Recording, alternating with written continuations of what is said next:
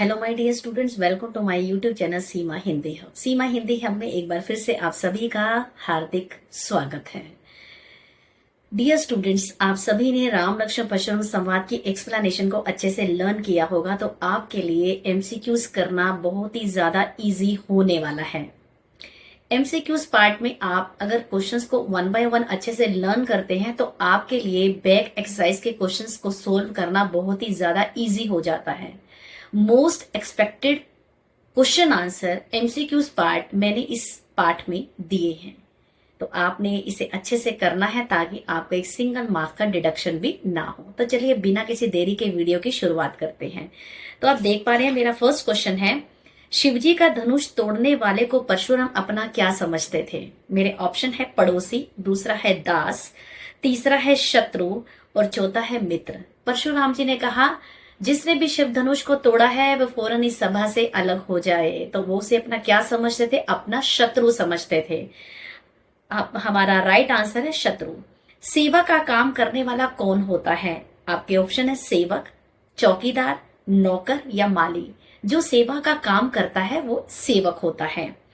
परशुराम जी के अनुसार लक्ष्मण किसके वशीभूत होकर बिना विचारे बोल रहे थे?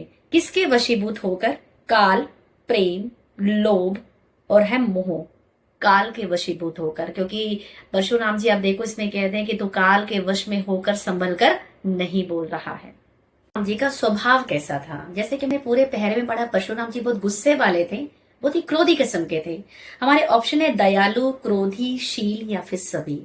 परशुराम जी बहुत गुस्से वाले थे, तभी उनका जो लक्ष्मण जी से सामना होता है तो वो बहुत ही गुस्से से बात करते हैं। तो परशुराम जी कैसे स्वभाव के थे? क्रोधी स्वभाव के थे। हमारा नेक्स्ट क्वेश्चन है, शिव धनुष तोड़ने वाले को परशुराम ने किसके समान अपना शत्रु बताया? एक राजा का नाम लिया गया, सहस्त्रबाहु। परशुराम जी कहते हैं कि जिसने भी शिव धनुष को तोड़ा है वह इस सभा से अलग हो जाए, नहीं तो सभी राजा मारे जाएंगे। उसके बाद वो कहते हैं कि वह जिसने भी शिव धनुष को तोड़ा है वह सहस्त्रबाहु राजा के समान मेरा शत्रु है। शत्रु होता है दुश्मन है। तो हमारा राइट आंसर क्या है? सहस्त्रबाहु के समान। अगला है हमारा, परशुराम शिवजी के क्या थे? परशुराम शिवजी के क्या थे? परम भक्त, गुरु, ईश्वर या सेवक? परम भक्त थे, उनको अपना गुरु मानते थे, शिव जी को अपना आराध्य माना हुआ था। तभी जब प्राचीन शिव धनुष के टूटने की आवाज उन्हें सुनाई देती है तो वो राजा जनक की सभा में दौड़े चले आते हैं। सहस्त्रबाहु की भुजाओं को किसने काटा था? ऑब्वियसली सहस्त्रबाहु एक राजा थे जिनकी भुजाओं को काटने वाले कौन थे? किसने ये बात बोली थी? परशुराम जी ने ये बात बोली थी। शिवजी ने, राम ने, परशुराम ने या लक्ष्मण ने? परशुराम जी ने यह बात बोली थी कि जो जिसने भी शिव धनुष को तोड़ा है वह सहस्त्रबाहु राजा के समान मेरा शत्रु है और मैंने उनकी भुजाओं को भी काट डाला है। परशुराम जी पृथ्वी को अनेक बार किन्हें दान कर चुके हैं? गुरु को, ब्राह्मणों को, देवताओं को या फिर इनमें से कोई नहीं? उन्होंने कहा कि मैंने अनेक बार इस पृथ्वी को क्षत्रियों से रहित कर दिया है और उन्हें ब्राह्मणों को दान में दे दिया है। तो इसका राइट आंसर क्या है? ब्राह्मणों को।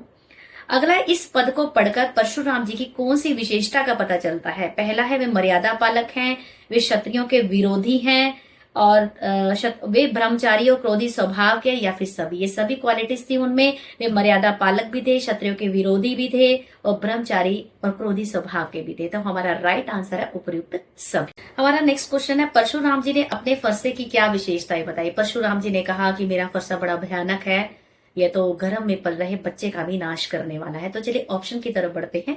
परशुराम जी ने फरसे की क्या विशेषताएं बताई? फरसा बड़ा भयानक है, वह गर्भ में शिशु को नष्ट करने में समर्थ है, क व ख दोनों या फिर कोई नहीं? तो हमारा राइट आंसर है क व ख दोनों। क्यों? क्योंकि उन्होंने कहा था मेरा फरसा बड़ा भयानक है और यह गर्भ में पल रहे बच्चे का भी नाश करने वाला है। अगला है, रघुकुल वंश के लोग किन पर वीरता नहीं दिखाते? लक्ष्मण जी कहते हैं हमारे यहाँ पर ब्राह्मण, भगवान के भक्त, गायें और पर वीरता नहीं दिखाई जाती। देवता, ब्राह्मण, भगवान के भक्त और गायें, इन पर वीरता नहीं दिखाई जाती। ऑप्शन की तरफ बढ़ते हैं। महिलाओं पर, दरिद्रों पर, विकलांगों पर या देवता, ब्राह्मण, भगवान के भक्त और गायों पर? तो हमारा राइट आंसर है देवता, ब्राह्मण, भगवान के भक्त और गायों पर। लक्ष्मण ने परशुराम जी से हंसकर क्या कहा?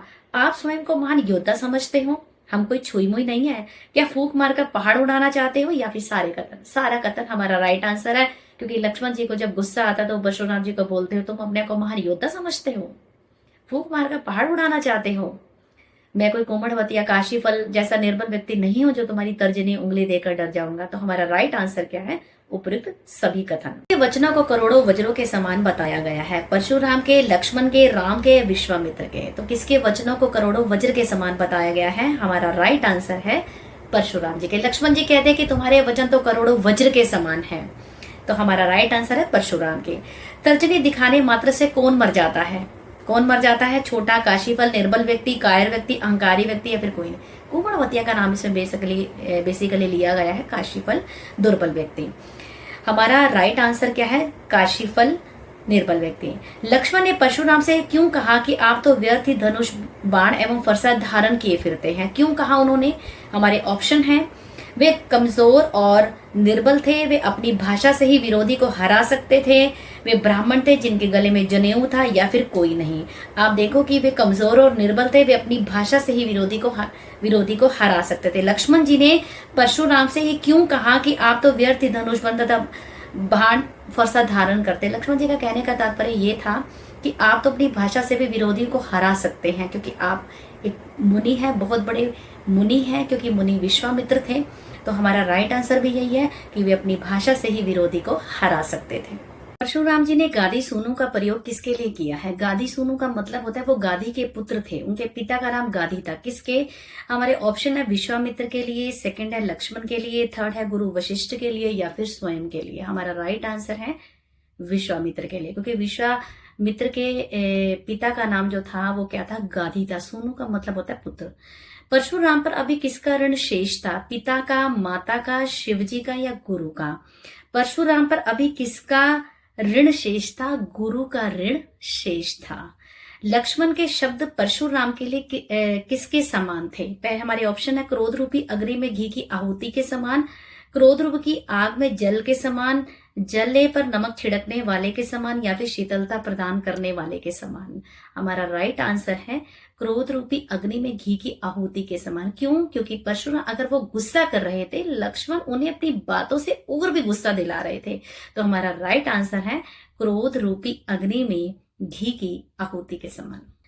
राम लक्ष्मण परशुराम संवाद में किस रस की प्रमुखता है? करुण रस, वीर रस, शांत रस, या हास्य रस?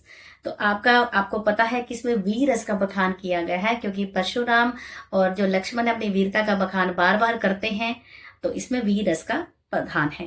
राम लक्ष्मण परशुराम संवाद में किस घटना के कारण विवाद हो गया था? शिवजी के धनुष टूटने के कारण, परशुराम के बड़बोले के कारण, लक्ष्मण की उदंडता के कारण, अपनी वीरता प्रदर्शन के कारण। हमारा राइट आंसर है शिवजी के धनुष के टूटने के कारण। क्योंकि विवाद कब बढ़ा?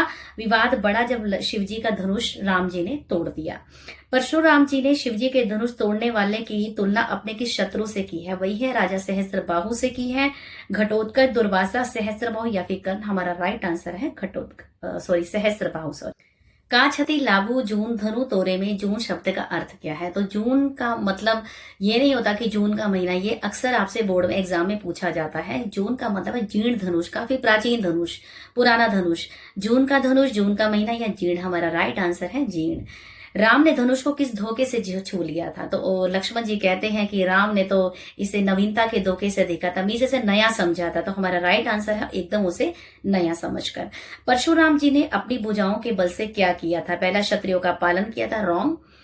विश्व विजय किया था, ये भी रॉन्ग है। गरीब लोगों की मदद की थी, ये भी रॉन्ग है। धरती को क्षत्रियों से रहित कर दिया था, इज द राइट आंसर। रघुकुल के लोग किन किन पर दया करते हैं? ब्राह्मण, देवता, ब्राह्मण, भगवान के भक्त और गाय। लक्ष्मण जी कहते हैं कि हम उन पर वीरता नहीं दिखाए जाते, क्योंकि इनको मारने से पाप लगता है, हार जाने पर अपकीर्ति होती है।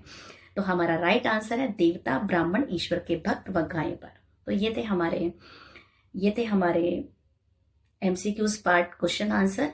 आपने इन क्वेश्चंस को अच्छे से लर्न करना है। तुलसीदास जी ने इसमें अवधी भाषा का प्रयोग किया है और यह रामचरितमानस के बाल कांड से लिया गया है। तो this part is very important. आपको ये MCQ जब आप अच्छे से लर्न करते हैं तो आप इसको अच्छे से अपनी एग्जाम में इजीली लिख सकते हैं। तो MCQ पार्ट में अगर कोई प्रॉब्लम हो तो आप उसे कमेंट बॉक्स में पूछ सकते हैं। अगर आपको मेरा ये वीडियो अच्छा लगा हो तो मेरे चैनल को सब्सक्राइब करें, इसे लाइक व शेयर भी जरूर करें।